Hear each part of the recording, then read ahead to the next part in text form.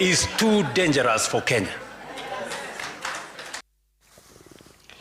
Na mkutano huo wa Naivasha unaendelea huku wajumbe wakimkumbuka marehemu Raila Odinga ambaye wamesifia mchango wake wa kubuniwa kwa muungano huu wa ODM na UDA.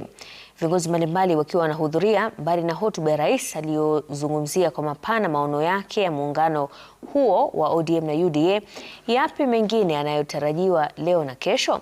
Tunazungumza na mwanahabari wetu Emmanuel To ambaye yuko Naivasha atujuze mengi. To. Na asante sana Mashirima, bila shaka ni safari ya kesho ambayo inapangwa leo hapa katika eneo la Naivasha, kaunti ya Nakuru.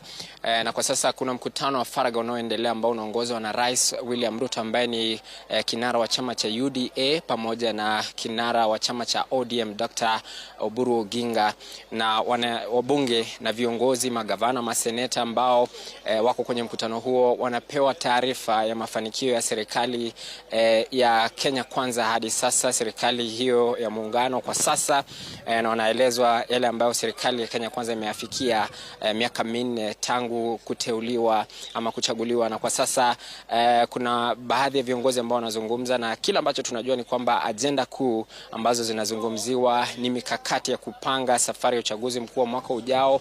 Umesikia hapo awali Rais William Ruto akisema kwamba lazima washinde katika uchaguzi huo, kwa sababu anasema kwamba ikiwa watakosa kushinda kutakuwa na hatari kubwa zaidi kwa taifa ama mustakabali wa taifa, kwa sababu anasema kwamba wale viongozi wa upinzani hawana maono, hawana mipango ya kuendeleza ajenda ile ambayo yako nayo. La pili ambalo linazungumziwa zaidi hapa ni swala la mgombea mwenza wa urais katika uchaguzi huu wa mwaka ujao. Kumbuka kwamba chama cha ODM kilisimama tisti na kusema kwamba lazima kipewe kiti hicho. Tumemwona Oburu Oginga pia akijitosa ulingoni kutafuta nafasi hiyo.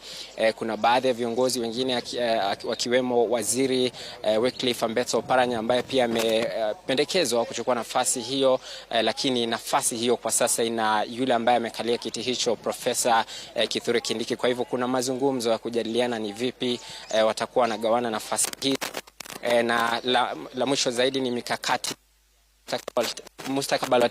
Kumbuka kwamba kuna ruwaza ile ya mwaka 2060 ambayo inafaa kuzinduliwa, na Rais William Ruto amezungumzia kwa kina.